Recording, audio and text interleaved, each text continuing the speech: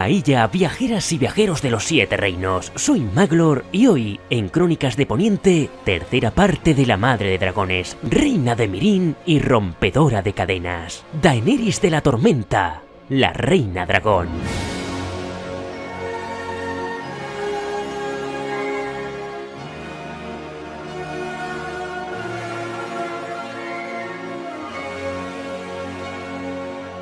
Hoy nos lanzamos con esta tercera parte de Daenerys en unas crónicas que pretenden nada menos que presentaros la trama más compleja de las 5 novelas de Canción de Hielo y Fuego escritas hasta la fecha, el famoso Nudo de Meereen. A través de la historia de Daenerys voy a intentar presentaros todas las piezas del tablero, con la intención de que, además de repasar la historia del personaje, nos sirva para refrescar esta trama de cara a la publicación de Vientos de Invierno. Si has llegado hasta aquí sin haber pasado por la parte 1 y parte 2, dejo los enlaces en la descripción. Estas son las crónicas de hoy, así que subid a bordo, naveguemos hasta la Bahía de los Esclavos y comenzamos. Tras conquistar Astapor y Yunkai, Daenerys emprende el camino hasta Meereen, que ahora se escondía tras sus murallas, esperando un ataque inminente. Los grandes amos de Meereen habían retrocedido ante el avance de Dany, cosechando todo lo que pudieron y quemando lo que no pudieron cosechar. A su paso, la hueste de la Madre de Dragones solo encontró campos quemados y pozos envenenados, y en cada poste del camino costero que iba de Yunkai a Meereen, habían clavado uno a uno hasta 163 niños esclavos que aún seguían con vida. Tras la toma de Yunkai, 80.000 personas seguían a Daenerys, de las cuales solo una cuarta parte eran soldados.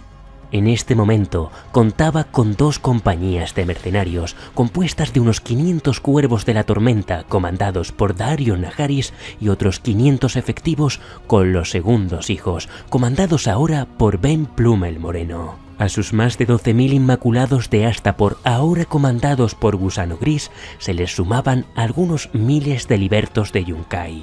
Por supuesto, seguía contando con su reducido Khalasar, que no llegaba al centenar, y que tenía por comandantes a Ago, Yogo y Rakaro, además de los 3 barcos comandados por Groleo, a Ser Jorah Mormont como Lord Comandante de la Guardia de la Reina, y a Belvas el Fuerte y Arstan Barba Blanca, como parte de su guardia personal enviada por Illyrio Mopatis. Con estas cifras contaba Daenerys de la Tormenta, y tantas pocas que alimentar requerían que Meereen fuera tomada cuanto antes, pero acceder a la ciudad no iba a ser sencillo.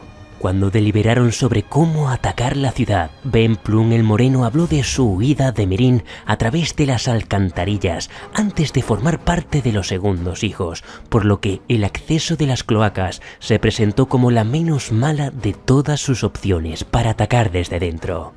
Mientras Daenerys tomaba una decisión, visitó el campamento de los libertos acompañada por Arstan Barba Blanca y Missandei, cuando fue atacada por Mero, antiguo líder de los segundos hijos, oculto ahora entre la muchedumbre. La destreza de Arstan volvió a salvarle la vida por segunda vez, y Ser Jorah terminaría reconociendo al anciano escudero, que en realidad era nada menos que una leyenda de Poniente, Ser Barristan el Bravo, uno de los famosos 7 espadas de Aerys. Ser Barristan reconoció haber ocultado su identidad y desveló que cuando Robert Baratheon aún vivía, Ser Jorah había estado enviando informes de Daenerys a Desembarco del Rey para conseguir un perdón real. La realidad es que, con el tiempo, había crecido un sentimiento más fuerte que la lealtad en Ser Jorah Mormont y había abandonado toda idea de traicionarla. Pero aquello no alivió la ira de la reina. Como castigo para Jorah y Barristan, Dany decidió enviarlos a las cloacas para que tomaran la ciudad para ella. Y así sucedió. Ser Jorah, Ser Barristan, Belvas el Fuerte y 20 locos valerosos atravesaron las aguas pestilentes de las cloacas de Meereen. Una vez dentro, Belvas los condujo hasta la arena de combate más cercana, donde liberaron a los esclavos, y en menos de una hora, todos los esclavos de la ciudad se habían rebelado. Mientras esto sucedía, las puertas de acceso a la urbe eran golpeadas por un gran ariete de madera creado con el mástil de la Meraxes. Para desgracia del viejo capitán, Daenerys había ordenado que con la madera de los 3 barcos de Groleo hicieran manteletes, catapultas, tortugas y escaleras. Desde la retaguardia, ataviada con una cota de malla a lomos de su plata, la madre de dragones vio como tras un largo día de batalla, la puerta se abría, mientras desde dentro ya había comenzado la carnicería, con la liberación de los esclavos. Cuando entró en la ciudad tras los saqueos, Daenerys ordenó que 163 cabecillas fueran clavados en postes de madera alrededor de la plaza, uno por cada niño esclavo encontrado en el camino. Al dar la orden, sentía la furia abrasadora de un dragón vengativo, pero luego tuvo que convencerse a sí misma de que lo que había hecho era justicia. Tras convertirse en reina de Meereen, Daenerys había tenido la intención de perdonar a Ser Jorah, pero al recibirlo, el caballero cometió un craso error. Le dijo: «Tenéis que perdonarme», y nadie le decía lo que tenía que hacer, por lo que ya no había vuelta atrás, y lo desterró. A Ser Barristan, sin embargo, lo nombró Lord Comandante de la Guardia de la Reina y a Groleo Lord Almirante, aunque un almirante sin barcos. En cuanto a los dragones, se había visto obligada a encadenar a Viserion y Rhaegal tras recibir informes en los que se decía que los dragones habían empezado a devorar niños. Habían intentado capturar también a Drogon, pero al tercer intento puso rumbo al mar Dothraki y no se le volvió a ver. También nombra como senescal a un miriense llamado Rednak Morrednak y creó su propia guardia de la ciudad, las Bestias de Bronce, bajo el mando de Skahad Mokandak, apodado Cabeza Afeitada. Las Bestias de Bronce estaban compuestas por libertos y cabezas afeitadas merinos. Patrullaban la ciudad día y noche con capuchas oscuras y máscaras de bronce, con rostros de chacales, búhos y otras bestias. Se veían obligados a ocultar su rostro para evitar represalias, pues ahora surgía en la ciudad una nueva amenaza, los hijos de la arpía, que en las sombras comenzaban a asesinar a los inmaculados en callejones y burdeles y amenazaban con proporcionar una muerte terrible a cualquier traidor, así como sus parientes y amigos que se atrevieran a servir a la reina dragón.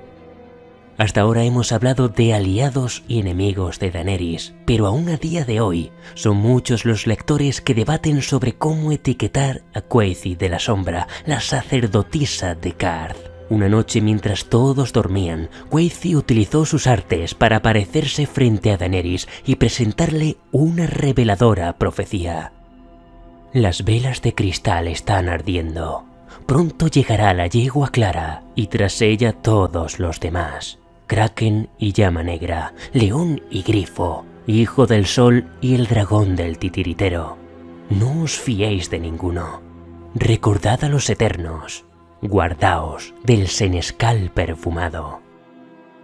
Al hacerse con Meereen, Daenerys envió inmediatamente a Daario Naharis y sus cuervos de la tormenta para buscar aliados en Lhásar y abrir esta ruta para el comercio, pero en el resto de las tierras adyacentes la situación era sumamente peligrosa.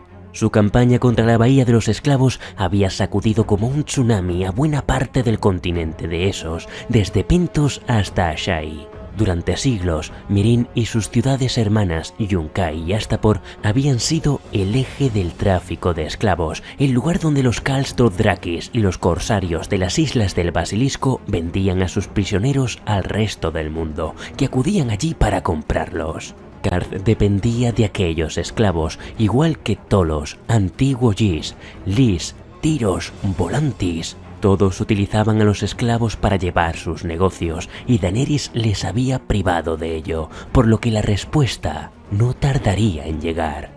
En Yunkai, los sabios amos empezaron a comprar mercenarios e incluso se decía que habían contratado a la mismísima Compañía Dorada.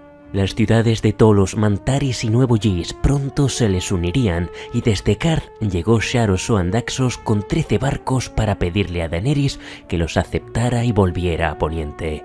Una propuesta que contentó a Ser Barristan, pero para los meerinos suponía dejarlos a su suerte, por lo que Dany decidió permanecer en Meereen para enfrentar a sus enemigos y con su negativa se ganó también la enemistad de Qarth. En cuanto a Astapor, el consejo de gobierno que Daenerys había dejado allí fue pasado por la espada por los propios libertos, pues pensaban que pronto devolverían el poder a los esclavistas. Mantuvieron como líder al liberto llamado Cleon el Carnicero, al que le sucedería Cleon II, y a este el Rey Cortagargantas. La situación se tornaba cada vez peor. Los aliados de Daenerys eran escasos y los asesinatos de los hijos de la Arpía aumentaban preocupantemente. Y en este punto fue cuando los nobles mirinos movieron ficha en el tablero de juego. Galaza Galare, conocida como la Gracia Verde, gran sacerdotisa del Templo de las Gracias de Meereen, había servido de consejera a Daenerys para intentar mantener la paz en la ciudad.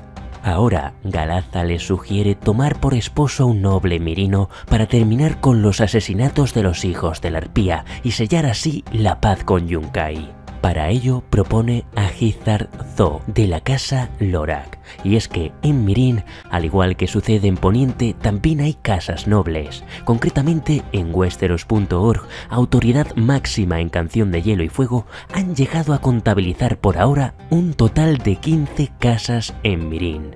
Como candidato, Hizdahr Zo Lorak tenía oro, influencias y descendencia de la sangre del antiguo Ys, de la sangre de Mazdan el Magnífico, Azrak el Hermoso y Zarak el Libertador.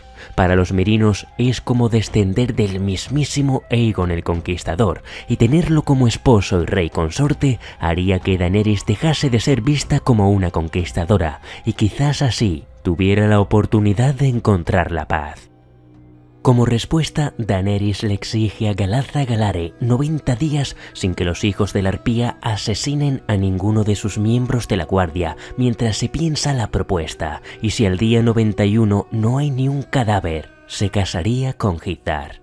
El corazón y la mente de Daenerys, sin embargo, estaban puestas en su comandante de los Cuervos de la Tormenta, el Tyroshi Daario Naharis. Recordaba su belleza y su descaro, el extravagante aspecto de su atuendo y su diente de oro. Pensaba en sus ojos azules, pensaba en su pelo rizado teñido de azul, y pensaba en lo poco que se parecía su Daario al Daario Naharis que nos presentaron en la serie de HBO. Precisamente Daario y sus cuervos habían obtenido una victoria contra los Lanzas Largas, mercenarios contratados por Yunkai, que intentaban bloquear el Kitsai. Había conseguido también un acuerdo con los lasarenos que les permitía traerles comida por aquella ruta y a través del río Skahazadhan. Un puñado de buenas noticias que se marchitaron con las noticias que llegaron de Astapor. Yunkai y sus aliados habían asediado la ciudad hasta que, tras vivir un absoluto infierno en el que el hambre, los asesinatos y la enfermedad galopaban por sus calles, los libertos sucumbieron, abrieron las puertas y la ciudad fue pasto de las llamas. 3 de cada 4 personas ya habían muerto a causa de una enfermedad llamada la colerina sangrienta, y los pocos supervivientes que ahora llegaban a Meereen se hacinaban delante de sus murallas en la orilla oeste del río para evitar que una pandemia azotara la ciudad. Pronto todos empezaron a llamar a aquella enfermedad la yegua pálida, la misma que Quaithy de la Sombra ya había profetizado. Fue Ben Plum el Moreno, líder de los segundos hijos, quien trajo las terribles noticias del sur y la caída de Astapor, y cuando descubrió que Daenerys ya no podría usar a sus dragones como arma de defensa, comprendió que se encontraba en un bando que estaba perdiendo. Solicitó a Dany oro y joyas para intentar comprar a las compañías mercenarias contratadas por Yunkai, y partió con los segundos hijos con ninguna intención de volver, como sabría Daenerys más tarde. En ese tiempo, tras las murallas de Meereen, los 90 días sin asesinatos sucedieron tal y como había señalado Galaza Galare, y Daenerys se vio obligada a aceptar el compromiso con Hizdahr Zo Lorak, un compromiso que coincidió con el regreso de Daario. El líder de los Cuervos de la Tormenta dice al consejo que Yunkai contaba ahora con una cuarta compañía. Además de los Hijos del Viento, los Lanzas Largas y la Compañía del Gato, se sumaban las espadas de los segundos hijos. Ben Plum el Moreno los había traicionado. 3 traiciones conocerás, una por sangre, otra por oro, otra por amor. ¿Fue aquella una traición por oro? Dany no sabía la respuesta. Aquella noche, y a pesar del compromiso con Hizzard, Daenerys busca un momento a solas con Daario, le confiesa que lo había deseado desde la primera vez que lo vio, y desde ese día mantuvieron una discreta relación. No todo, sin embargo, habían sido malas noticias. En su última incursión, Daario había traído a su causa a una veintena de desertores de la compañía mercenaria conocida como los Hijos del Viento, hasta ahora contratada por los Yunquios. Entre los miembros de ese grupo se encuentra Quentyn Martell, hijo del príncipe Doran de Dorne, y quien había viajado en secreto hasta Daenerys con la intención de recuperar la antigua alianza entre los Martell y los Targaryen, pactada en secreto en Braavos por Ser Willem Darry y el príncipe Oberyn.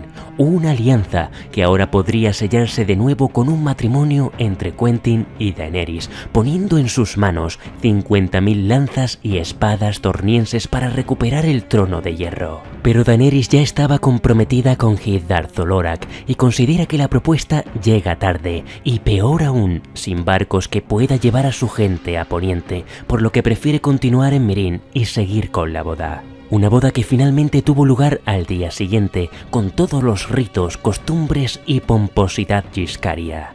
Incluso se vio obligada a llevar el tócar que ella misma había intentado prohibir y sintió que poco a poco su victoria sabía a derrota.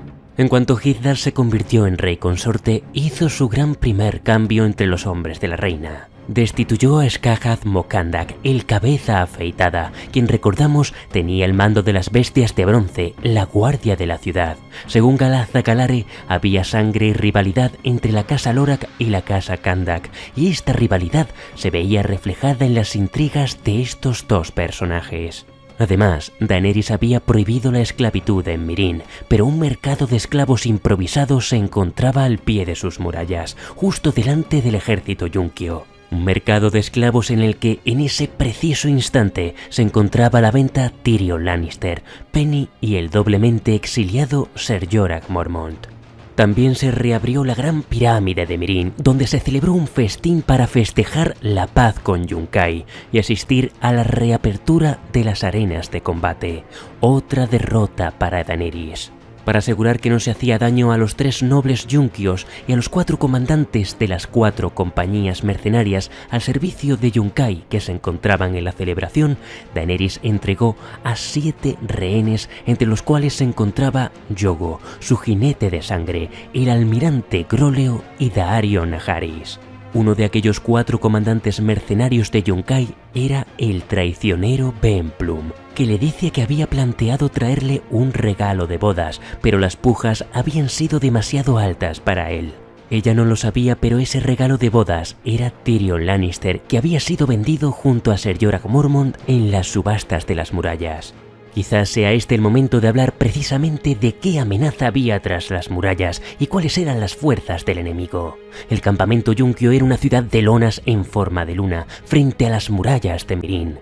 Los yunquios habían contratado aliados en Nuevo Ys, que aportaban más de 36.000 espadas y un centenar de elefantes con armadura y castillo. Qarth había aportado barcos y un cuerpo de soldados a camello. Las ciudades de Tolos, Elaria y Mantaris se habían unido a la alianza aportando honderos y ballesteros, e incluso contaban con un calasar de jinetes dothrakis de más de 20.000 efectivos. A esto había que añadir las 4 compañías de mercenarios, los Hijos del Viento, los Lanzas Largas, la Compañía del Gato y los Segundos Hijos. En total, las fuerzas de Yunkai estaban formadas por un ejército de más de 70.000 personas. Como último movimiento, Dany le pide a Ser Barristan que intente traer a las compañías de mercenarios a su bando, en el caso de que la paz fracasase. Un día después de firmar la paz con los yunquios, tuvo lugar la reapertura de las arenas de combate. Escoltada por las bestias de bronce, sus jinetes de sangre, Ser Barristan y Belvas el Fuerte, Daenerys es acompañada hasta el reñidero.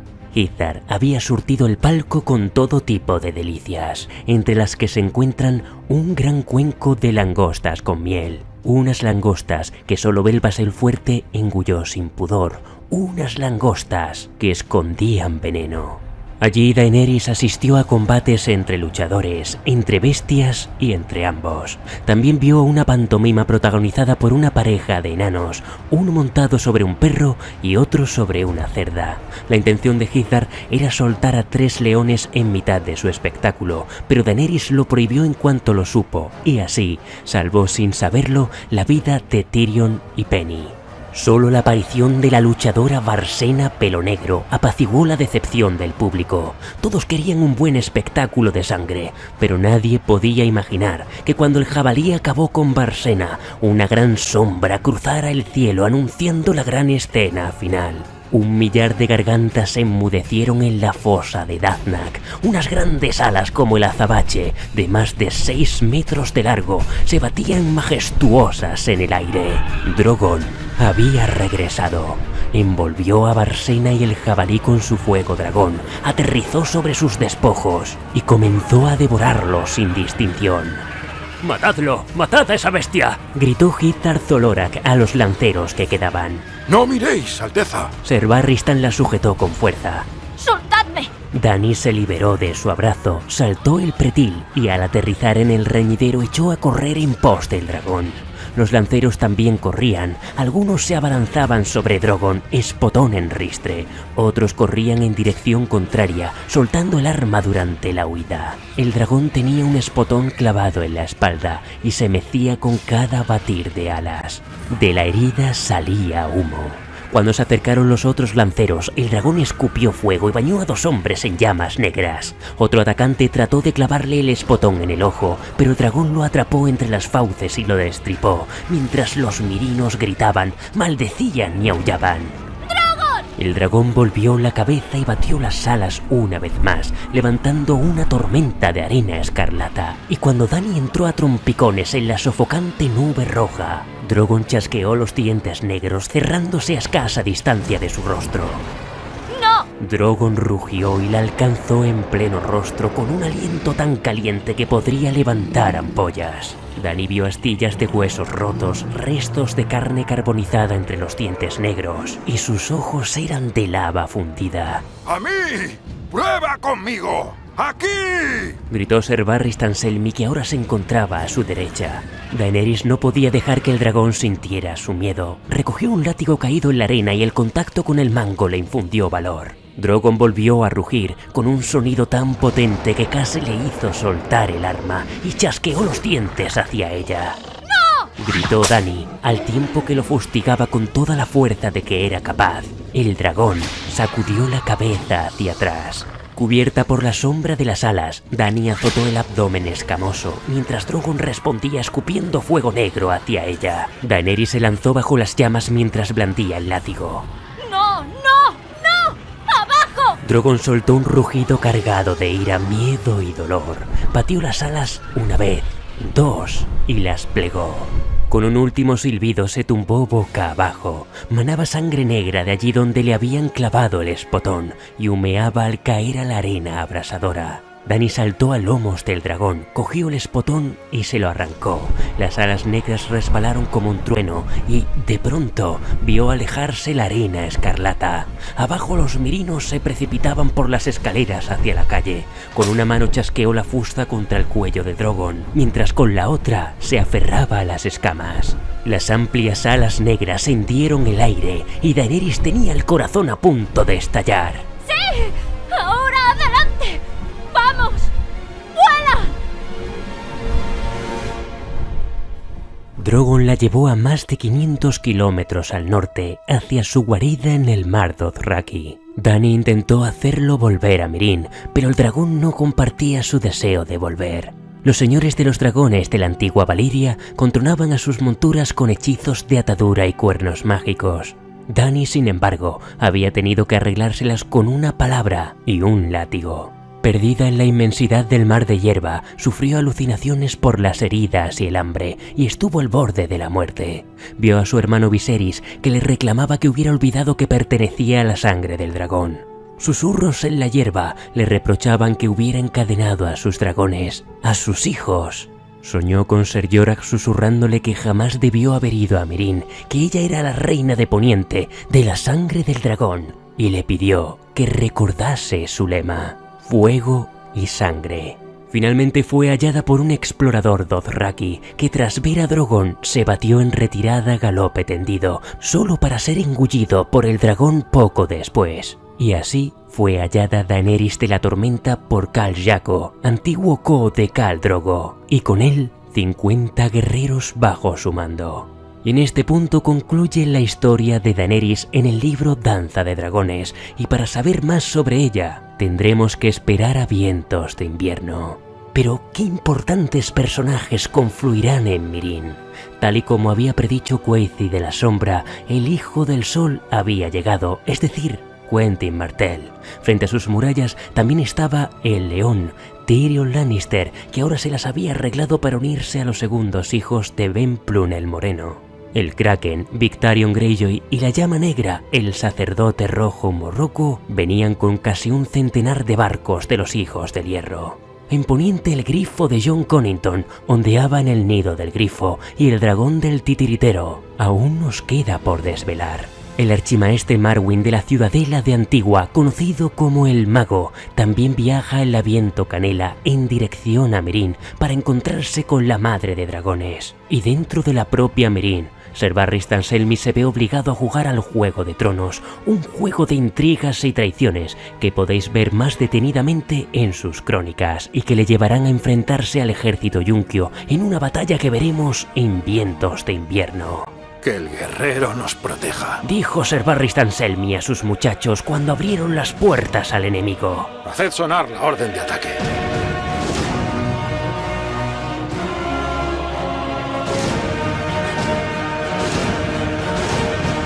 Y aquí concluye nuestro repaso por la historia de Daenerys Targaryen con todo lo que sabemos por ahora. Como he dicho, estáis invitados a conocer las crónicas de Barristan Selmy parte 3, donde narramos lo que sucedió en Meereen en ausencia de Daenerys y donde Corman nos trae una narración épica con la arenga de Ser Barristan en su primer capítulo de Vientos de Invierno. Gracias a Nicole Rodríguez por dar vida de nuevo a Daenerys y gracias como siempre a mis consejeras, paladines, maestres, damas y caballeros de la corte, mis espadas leales de Patreon, que mes tras mes apoyan mi contenido y dan vida a Crónicas de Poniente. Recordad que si te han gustado estas crónicas, no olvides darle a me gusta, compártelo en tus redes sociales y suscríbete.